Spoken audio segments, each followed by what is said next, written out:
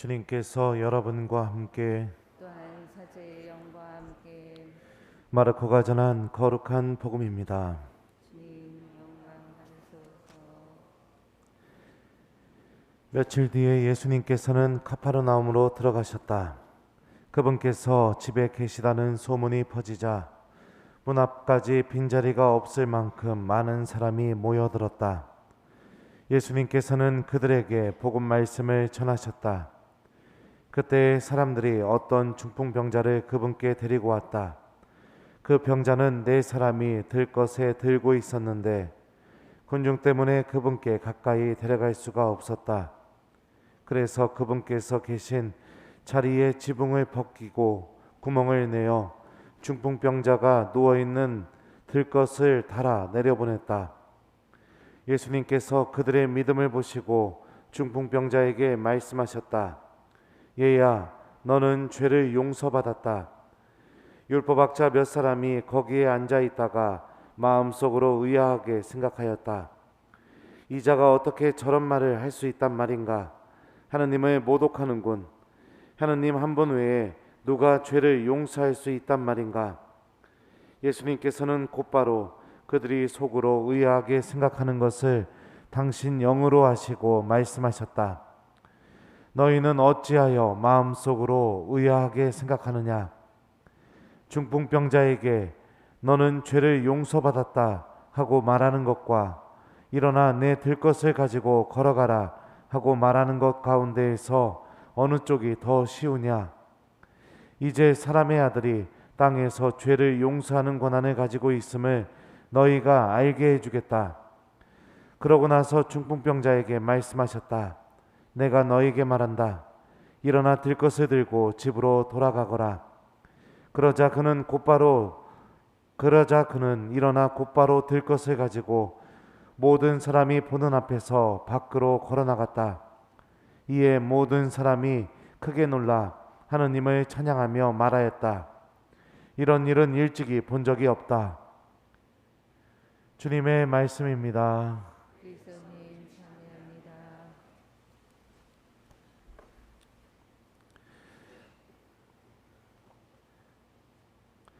오소서 성령님. 예수님께서는 그들의 믿음을 보시고 중풍병자에게 말씀하셨다. 안녕하세요. 네. 며칠 전에 유튜브 인터뷰를 했었는데 우리 교우 여러분들 보셨나 모르겠습니다. 보셨어요? 네. 그것 때문에 주변에서 막 연락이 너무 많이 오고, 그리고 막 신부님 너무 웃기다고. 나 그렇게 웃긴 사람 아닌데, 그죠? 그래서 앞으로 강론을 시작할 때 오소서 성령님 하지 말고 이렇게 시작해 볼까 생각을 했는데 한번 들어보실래요? 지금까지 이런 신부는 없었다. 이것은 신부인가 개그맨인가? 안녕하세요. 딱 이렇게. 그래요. 여러분들 한번 웃기면 저는 행복합니다. 예전에 어떤 자매님이 저한테 전화를 한 적이 있었습니다. 저희 아버님이 얼마 안 있으면 돌아가실 것 같은데 신부님 오셔서 대세 좀 주셨으면 좋겠다고. 그래서 이제 대세를 주겠다고 하고서 이제 가게 됐어요. 갔는데 진짜 그 아버님께서 눈을 못 뜨시고 듣는 거하고 이렇게 말하는 거 요 두 개만 가능하시더라고요. 그래서 열심히 제가 이제 천주교 4대 교리에 대해서 설명을 했습니다. 설명을 한 다음에 형제님 이제 하느님 믿으시겠죠? 그랬더니 그 형제님이 눈도 못 뜨시면서 저한테 이렇게 말씀하시더라고요. 쓰잘데기 없는 소리 하지 마시오. 그 대답을 그렇게 하시니까 대세를 줄 수 있나요, 없나요? 없죠. 신앙 고백이 없으니까. 그래가지고 또 다시 또 설명을 또 막 이렇게 타이르면서 했어요. 그래서 그래도 형제님 하느님 믿으면 천국 가니까 하느님 믿으시겠죠? 믿으실래요? 이렇게 물어보니까 또 저한테 이렇게 얘기하시는 겁니다. 시덥지 않는 얘기 하지 마시오. 예. 그래서 결국에 대세를 못 주고 그냥 집에 오게 됐습니다. 왜냐하면 신앙 고백이 없으니까 세례를 줄 수가 없죠. 그리고 나서 며칠 지난 뒤에 그 자매님이 울면서 저한테 전화를 했어요. 아버지 지금 돌아가실 것 같다고, 신부님 응급실이라고, 빨리 좀 오셔서 대세 좀 달라고. 대세 줄 수 있습니까? 없습니까? 네, 대세를 줄 수가 없습니다. 의식이 없는 상태에서 대세를 주려면 적어도 그 사람이 천주교 신앙에 대해서 내가 관심을 갖거나 아니면 의식이 있을 때 천주교 신앙을 가지려고 했던 그런 노력이 있어야 그것을 보고서라도 대세를 줄 수 있는데, 그분은 저한테 아주 명확하게 천주교 신앙을 거부했기 때문에 이게 대세를 줄 수 있나 이렇게 고민을 하면서 자매님한테 간다는 얘기도 못 하겠고 못 간다는 얘기도 못 하겠고, 잠깐만 내가 좀 이따 전화 드리겠다고 해서 발만 동동 구르고 있었습니다. 그러던 와중에 갑자기 오늘 복음 말씀이 생각났어요.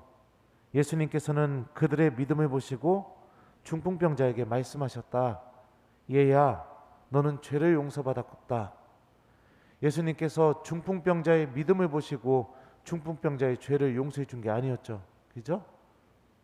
중풍병자를 예수님께 데려간 사람들의 믿음을 보고 중풍병자를 그냥 덤으로 용서해 주신 겁니다.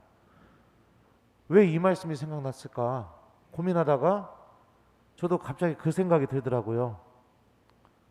아, 예수님도 그 사람들의 믿음을 보고 중풍병자를 용서해 줬으면 나도 저 자매의 믿음을 보고 가서 대세를 줘야 되는 거 아닌가? 그런 생각이 들기 시작했고, 그리고 나서 곧바로 병자성서 가방을 들고 예수님 고맙습니다.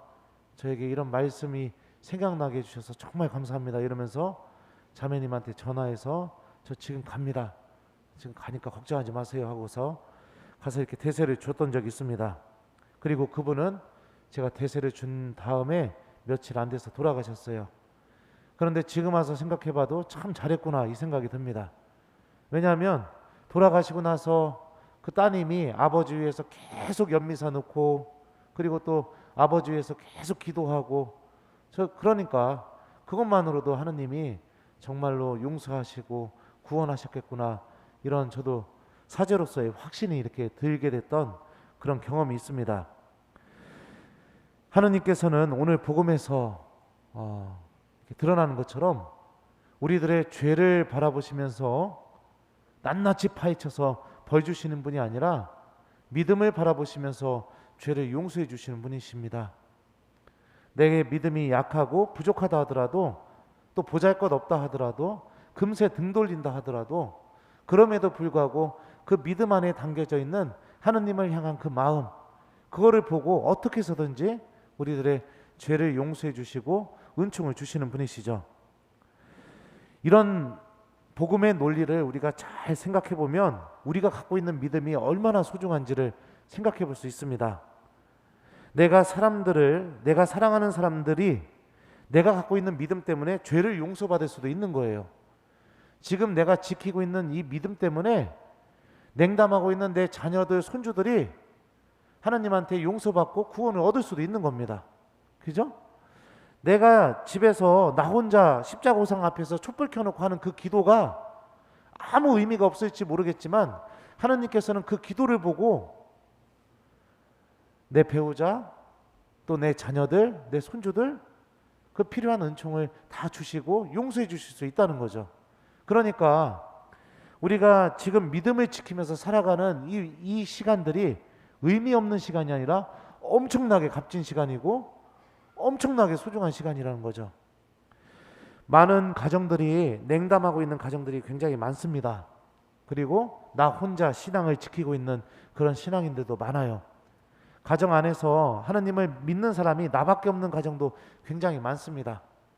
그런데요, 여러분들 절대로 그렇다 하더라도 기도하는 것을 중단하거나 하나님을 믿는 것을 중단해서는 안 됩니다. 왜냐하면 내 믿음은 내가 느낄지 안 느낄지 모르겠지만 내가 기도할 때마다, 내가 미사에 나올 때마다, 내가 하나님의 말씀을 기억할 때마다 어떤 일이 벌어지느냐, 믿지 않는 가족들, 냉담하고 있는 가족들, 성당 안 나가고 있는 손주들을 예수님께 지금 데리고 가고 있는 것과 똑같은 힘을 갖고 있기 때문에 그렇습니다.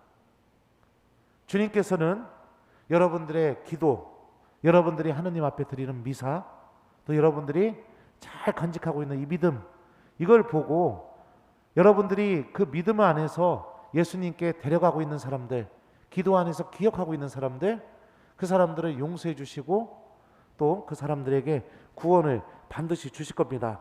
그리고 오늘 복음에서 고백된 이 말씀이 그대로 이루어지게 해줄 겁니다. 예수님께서는 그들의 믿음을 보시고 중풍병자에게 말씀하셨다. 얘야, 너는 죄를 용서받았다. 그러니까 지치지 마시고 교우 여러분들, 나 혼자 믿고 있다 하더라도 신앙을 절대로 놓거나 버려서는 안 되는 겁니다. 내가 우리 가족을 살리는 하느님 앞에 있는 마지막 촛불이다. 내가 하느님 앞에서 우리 가족을 하느님께로 데려갈 수 있는 마지막 사람이다. 이런 마음과 함께 신앙생활을 열심히 해야겠죠. 오늘 제1독서 말씀은 우리들의 기도, 믿음, 이런 것들이 어떤 방향으로 흘러가야 되는지에 대해서 알려줍니다. 이스라엘 사람들은 사무엘에게 왕을 요구합니다. 이제 다른 모든 민족들처럼 우리를 통치할 임금을 우리에게 세워주십시오. 세워달라는 이유가 뭐냐? 전쟁 나갈 때 우리를 이끌어줄 왕이 필요하다는 겁니다. 그런데 여러분들, 사무엘기 전에가 성경이 뭐였죠? 판관기입니다. 하느님께서는 누군가가 쳐들어올 때마다 판관을 세워주셔서 그 전쟁을 다 이길 수 있게 해줬던 그 역사를 이스라엘 사람들에게 이미 줬었죠. 이게 무슨 뜻입니까? 하느님이 왕이 되어준다는 의미입니다. 다시 이야기하면 내가 남들과 비교해서 저 민족들은 다 왕들을 갖고 있는데 왜 우리만 왕이 없어? 이런 결핍들 있잖아요. 비교했을 때 주님께서 나에게 허락하지 않으신 것들, 그거 왜 허락을 안 하셨느냐?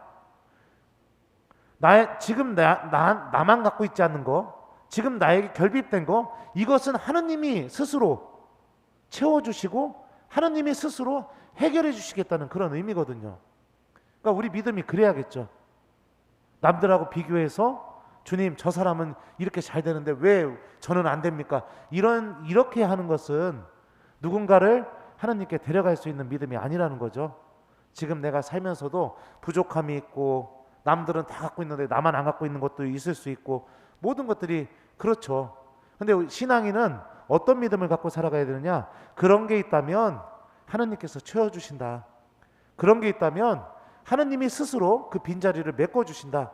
이 믿음으로 우리가 살아가게 될 때 누군가를 하느님께로 데려갈 수 있는 믿음, 그리고 나의 기도가 누군가의 죄를 용서해 줄 수 있는 그런 기도, 이런 힘을 드러낼 수 있다라는 것을 우리가 오늘 독서 말씀을 통해서 생각해 볼 수 있습니다. 코로나19로 인해서 많은 신앙인들이 하느님을 떠났습니다. 그리고 이제는 가정 안에서 촛불이 켜지지 않는 가정도 굉장히 많이 있습니다. 그럼에도 불구하고 우리 사랑하는 교우 여러분들은 이 어려운 시기에도 지금 하느님께 대한 믿음을 잘 지키고 있죠. 주님께서 지금 여러분들의 그 믿음을 보시고 여러분들이 사랑하는 모든 사람들을 용서해 주시고 또 구원으로 인도해 줄 겁니다. 그러니까 이 어려운 시기에 내가 믿음을 잘 지키고 또 나의 믿음이 누군가를 하느님께로 데려갈 수 있도록 좀 더 하느님께 도움을 청하고 또 은총을 청하는 그런 우리 교우들이 됐으면 좋겠습니다. 숙제 드리겠습니다. 오늘 숙제는요, 우리들도 중풍병자처럼 내가 소중하다고 여기는 사람들을 예수님께 데려가는 하루, 이거를 좀 우리가 오늘 숙제로 해봤으면 좋겠어요. 뭐 실제로 데리고 오면 좋겠지만 불가능할 수도 있죠. 기도하면서 여러분들 기억해 주십시오. 미사 안 나가는 손주, 맨날 술만 먹고 있는 저놈의 인간, 기도 한번 할 줄 모르는 저놈의 손, 그런 것들 여러분들 가족들 좀 기억하면서 기도 안에서 예수님께 여러분들의 가족들을 좀 오늘 그 중풍병자를 예수님께 데려간 사람들처럼 그렇게 좀 한번 데려가 봤으면 좋겠습니다. 주님, 제 손주에게도 제 배우자에게도 제 자녀들에게도 오늘 중풍병자에게 하셨던 것처럼 그렇게 은총을 베풀어 주십시오. 이런 지향을 갖고 여러분들, 특히 냉담하고 있는 가족들, 또 하느님 믿지 않고 있는 가족들 기억하면서 오늘 기도하는 하루 보내봤으면 좋겠습니다. 예수님께서는 그들의 믿음을 보시고 중풍병자에게 말씀하셨다. 아멘.